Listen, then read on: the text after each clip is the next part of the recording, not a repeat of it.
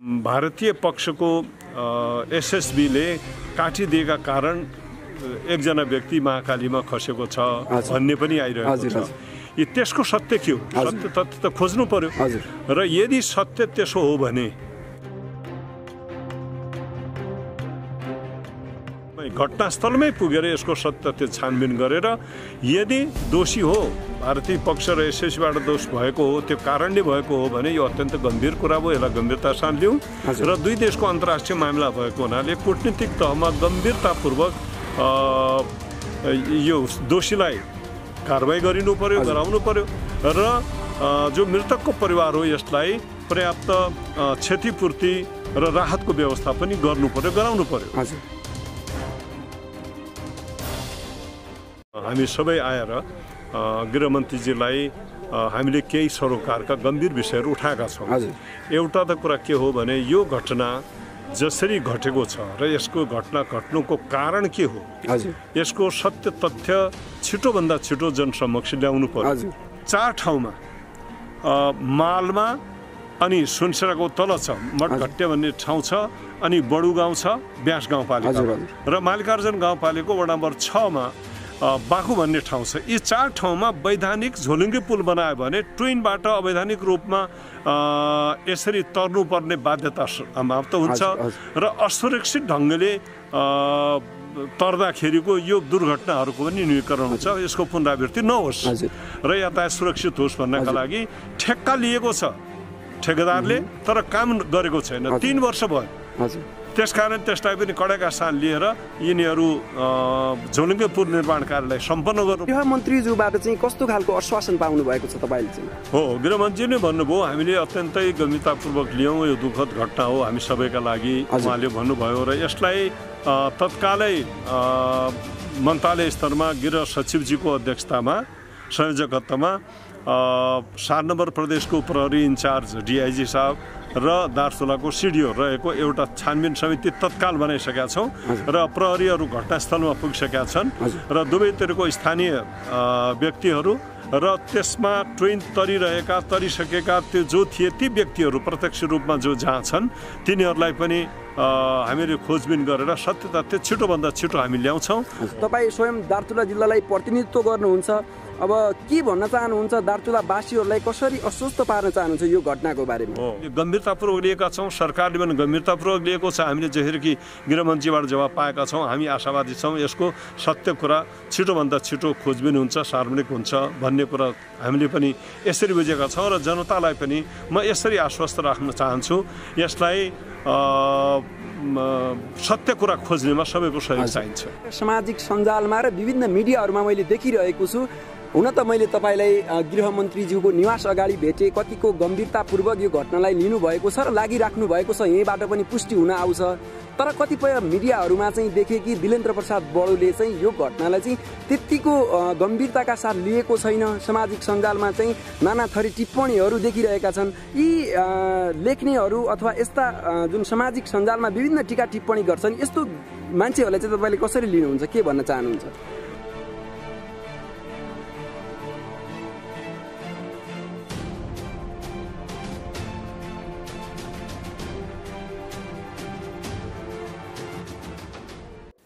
दर्शकमान बाबुहरू नमस्कार अनि हार्दिक स्वागत छ। म अर्जुन विष्ट र तपाईँ हेर्दै हुनुहुन्छ नजिकको साथी.com। दर्शकमान बाबुहरू, हिजो मात्रै दार्चुला जिल्लामा अत्यन्तै अप्रिय घटना र अत्यन्तै दुःखदायी घटना घटेको छ। यही घटनालाई लिएर नेपाली काङ्ग्रेसका केन्द्रीय सदस्य पूर्व मन्त्री दिलेन्द्र प्रसाद बडु गृह मन्त्री कहाँ आउनु भएको छ र गृहमन्त्रीलाई दिलेन्द्र प्रसाद बडुजीले भेटी पनि सक्नु भएको छ र उहाँसँग यो घटनाको विषयमा के छलफल भएको छ त पूर्व मन्त्री दिलेन्द्र प्रसाद बडुजीसँग कुरा गर्दैछौँ। भिडियो अन्तिमसम्म हेर्नुहोला। भिडियो हेर्दाखेरि तपाईँको मनमा के लाग्छ जस्ताको तस्तै तल कमेन्ट बक्समा लेख्न नबिर्सिनुहोला। त दर्शकमान बाबुहरू, लागौँ उहाँलाई स्वागत गर्नतर्फ। धन्यवाद। हजुर, आज के कुरा भयो भित्र गृहमन्त्रीज्यूसँग यो घटनालाई लिएर? हिजो मात्रै दार्चुला जिल्लाको माल भन्ने ठाउँमा ट्रेन तर्दाखेरि एकजना व्यक्ति महाकालीमा गायब हुनुभएको छ, महाकालीले बगाएर लगेको छ। अब यो अत्यन्त नै दुःखद घटना हो हामी सबैका निमित्त र धेरै ठुलो क्षति भएको छ। त्यो परिवारलाई जसको यो दुर्घटना सहनु परेको छ म संवेदना दिन चाहन्छु। र अब अहिले हामीलाई यो अत्यन्त नै गम्भीर र दुःखद घटना भएको हुनाले हामीले अहिले गृहमन्त्रीजीलाई गम्भीर ध्यानाकर्षण गराएका छौँ र जिल्लाको डेलिगेसन हामीले म लगायत जिल्लाको पार्टी सभापतिजी अनि केही गाउँपालिकाका अध्यक्षहरू हामी सबै आएर गृहमन्त्रीजीलाई हामीले केही सरोकारका गम्भीर विषयहरू उठाएका छौँ। एउटा त कुरा के हो भने यो घटना जसरी घटेको छ र यसको घटना घट्नुको कारण के हो, यसको सत्य तथ्य छिटोभन्दा छिटो जनसमक्ष ल्याउनु पर्यो। बाहिर पेपरहरूमा जसरी आइरहेको छ ट्विन तर्दाखेरि भारतीय पक्षको एसएसबीले काटिदिएका कारण एकजना व्यक्ति महाकालीमा खसेको छ भन्ने पनि आइरहेको छ। त्यसको सत्य के हो, सत्य तथ्य त खोज्नु पर्यो। र यदि सत्य त्यसो हो भने यदि सब ठिक छ त्यसलाई जानकारी गराउनु पर्यो र स्थलगत रूपमै घटनास्थलमै पुगेर यसको सत्य तथ्य छानबिन गरेर यदि दोषी हो भारतीय पक्ष र एसएसबीबाट दोष भएको हो, त्यो कारणले भएको हो भने यो अत्यन्त गम्भीर कुरा हो, यसलाई गम्भीरता साथ लिउँ। र दुई देशको अन्तर्राष्ट्रिय मामला भएको हुनाले कूटनीतिक तहमा गम्भीरतापूर्वक यो दोषीलाई कारबाही गरिनु पर्यो, गराउनु पर्यो र जो मृतकको परिवार हो यसलाई पर्याप्त क्षतिपूर्ति र राहतको व्यवस्था पनि गर्नु पर्यो, गराउनु पर्यो। र जुन अब त्यो गायब भएको छ त्यसको खोजी पनि गर्नु पर्यो, खोज पनि गर्नुपर्दछ र यसको यथार्थ छिटोभन्दा छिटो जनता समक्ष ल्याउनु पर्यो भनेर हामीले माग गरेका छौँ। यो अत्यन्त गम्भीर छ र यसलाई त्यत्तिकै गम्भीरतापूर्वक सरकारले ल्याओस् र छिटोभन्दा छिटो यसको खोजबिन होस् भन्ने एउटा कुरा राख्यो। अर्को कुरा के हो भने ठाउँ ठाउँमा ट्विनहरू नेपालको स्थानीय जनता र भारततिरको स्थानीय जनताहरूले ट्विनहरूको प्रयोग गरिरहेका छन्। बेला बेला लगाउँछन्, आवश्यकता अनि खोलेर राख्छन्। अब कहिलेकाहीँ दुवै पक्षबाट आउने जाने भइरहेका हुनाले प्रहरीले पनि त्यति चाखो नराख्ने, तर कहिले प्रहरीले फेरि गम्भीरतापूर्वक यसलाई रोक्न खोज्ने। अब यसको अन्त गर्नका लागि र वैधानिक रूपमा झोलुङ्गी पुलहरू बनोस् भन्नका लागि हामीले सुरुदेखि नेपाल सरकार ध्यानसँग गराएका छौँ। हामी यो बोलिरहेका छौँ पार्टीका तर्फबाट। म एउटा जनप्रतिनिधिको नाताले संसदबाट धेरै पटक आवाज उठाएँ र अझ 3 वर्ष पहिले 4 ठाउँमा मालमा अनि सुनसराको तल छ मठघट्टे भन्ने ठाउँ छ अनि बडु गाउँ छ ब्यास गाउँपालिका र मालिकार्जुन गाउँपालिकाको वडा नम्बर 6 मा बाखु भन्ने ठाउँ छ। यी 4 ठाउँमा वैधानिक झोलुङ्गे पुल बनायो भने ट्विनबाट अवैधानिक रूपमा यसरी तर्नुपर्ने बाध्यता समाप्त हुन्छ र असुरक्षित ढङ्गले तर्दाखेरिको यो दुर्घटनाहरूको पनि न्यूनीकरण हुन्छ, यसको पुनरावृत्ति नहोस् र यातायात सुरक्षित होस् भन्नका लागि ठेक्का लिएको छ ठेकेदारले, तर काम गरेको छैन। 3 वर्ष भयो। त्यसकारण त्यसलाई पनि कडेका सान लिएर यिनीहरू झोलुङ्गे पुल निर्माण कार्यलाई सम्पन्न गर्नु पर्यो ताकि यातायात सहज होस्, वैधानिक होस्, सुरक्षित बनोस्। हजुर मन्त्रीज्यू, अब तपाईँले एकदमै गहनतापूर्वक यसलाई चाहिँ एकदम गम्भीरतापूर्वक लिनुभएको छ, त्यसै मार्फत तपाईँ यहाँसम्म पनि अब गृहमन्त्रीज्यू कहाँ पुग्नु भएको छ।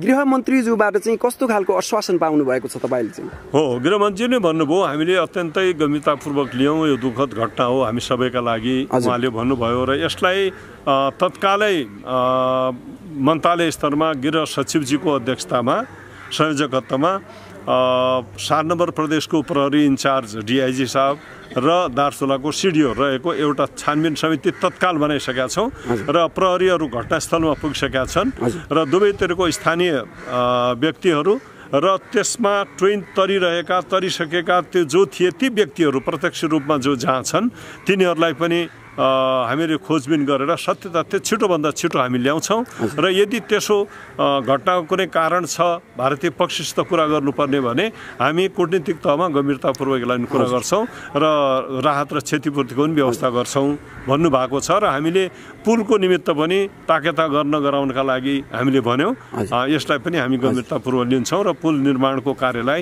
गति दिन्छौँ भन्नुभएको छौँ। मन्त्रीजी, जस्तै जब हाम्रो नेपालको विभिन्न घटनाहरू भारतसँग जोडिन्छन्, भारतसँग घटना जोडिने बित्तिकै निकै राजनीतिक चलखेल हुन्छ बिचमा अनि त्यो सँगसँगै नेपाली जतिसुकै ठुलो पीडामा परेको भए पनि त्यो घटनाले चाहिँ उचित न्याय मूल्याङ्कन त्यसको हुँदैन। यो चाहिँ माथिल्लो स्तरमै यो घटना चाहिँ त्यो समाधानको विषय भन्दा पनि विभिन्न विषयहरू बनेर त्यतिकै सुस्ताउँछ भन्ने एउटा जनमानसमा त्यस्तो परिरहेको छ। तपाईँ स्वयं दार्चुला जिल्लालाई प्रतिनिधित्व गर्नुहुन्छ, अब के भन्न चाहनुहुन्छ? दार्चुलावासीहरूलाई कसरी अस्वस्थ पार्न चाहनुहुन्छ यो घटनाको बारेमा? अब यो विषय के हो भने हामीले सत्य कुरा के हो त्यो खोज्नुपर्छ। हामीले राजनीतिकरण गर्न थाल्यौँ यो विषय भने यसको सत्य लुक्छ। त्यसकारण सत्यलाई मर्न दिनु हुँदैन र सत्य नमर्नका निमित्त सबैले सत्य के हो भन्ने खोज्ने कार्यमा सहयोग गर्नुपर्छ। राजनीतिकरण गर्ने बित्तिकै वास्तविकता एकातिर हुन्छ र विषयान्तर हुन थाल्छ।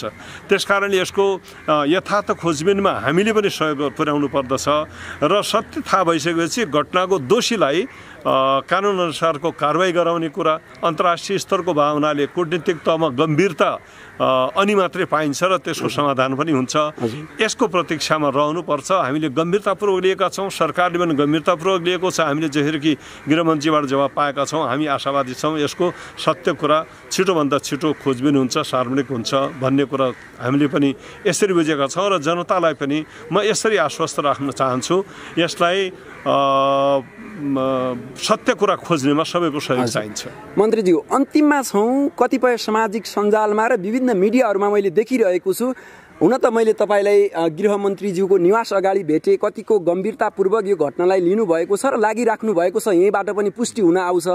तर कतिपय मिडियाहरूमा चाहिँ देखेँ कि दिलेन्द्र प्रसाद बडोले चाहिँ यो घटनालाई चाहिँ त्यत्तिको गम्भीरताका साथ लिएको छैन। सामाजिक सञ्जालमा चाहिँ नाना थरी टिप्पणीहरू देखिरहेका छन्। यी लेख्नेहरू अथवा यस्ता जुन सामाजिक सञ्जालमा विभिन्न टिका टिप्पणी गर्छन्, यस्तो मान्छेहरूलाई चाहिँ तपाईँले कसरी लिनुहुन्छ, के भन्न चाहनुहुन्छ? यो त के भने एकजना व्यक्ति त मृत्यु भयो नै, तर अब सत्यको मृत्यु नहोस्। सत्य मर्नु भएन। सत्य कुरा के हो त्यसको छानबिन गर्नमा सबैको सहयोग चाहिन्छ। यसलाई अनावश्यक ढङ्गले राजनीतिकरण गर्ने र यसमाथि त्रुटिहरू मात्रै खोज्ने र यसलाई बङ्ग्याउने ढङ्गले कसैले अतिरञ्जना गर्नु पनि हुँदैन। तर सत्य खोज्ने काममा गम्भीरतापूर्वक सरकार पनि लाग्नुपर्छ, हामी पनि लाग्नुपर्छ र दोषीलाई कठघरामा ल्याउनुपर्छ। यो हाम्रो सबैको सरोकारको विषय बन्नुपर्छ। म त्यो भन्न चाहन्छु। यो घटनाको दोषीलाई कडाभन्दा कडा कारबाही दियोस् र यो मृतकलाई चाहिँ उचित क्षतिपूर्ति र उसको जे पाउनुपर्ने हो त्यो चाहिँ पाइयोस् भनेर म कामना गर्न चाहन्छु। र यो व्यस्तताका बावजुद जुन मन्त्रीज्यूले समय दिनुभयो, यो समय र संवादका लागि हजुरलाई पनि धेरै धेरै धन्यवाद। बहुत धन्यवाद छ। मैले त अहिले गृहमन्त्री कहाँ पुग्यौँ, म योभन्दा पहिले अन्य काममा प्रधानमन्त्री कहाँ पनि थियौँ। उहाँलाई पनि यसको जानकारी गराएर गम्भीरतापूर्वक छानबिन होस् भनेका छौँ। उहाँले गृहमन्त्रीलाई पनि आदेश गर्नुभएको छ र मलाई विश्वास छ सरकारले यसलाई त्यत्तिकै गम्भीरतापूर्वक लिएर सत्य तथ्य सार्वजनिक गर्छ र दोषीको हो त्यसलाई कठघरामा उभ्याउँछ। हामीले त्यसको लागि विश्वास छ। यसको प्रतीक्षा गरौँ। Thank you so much.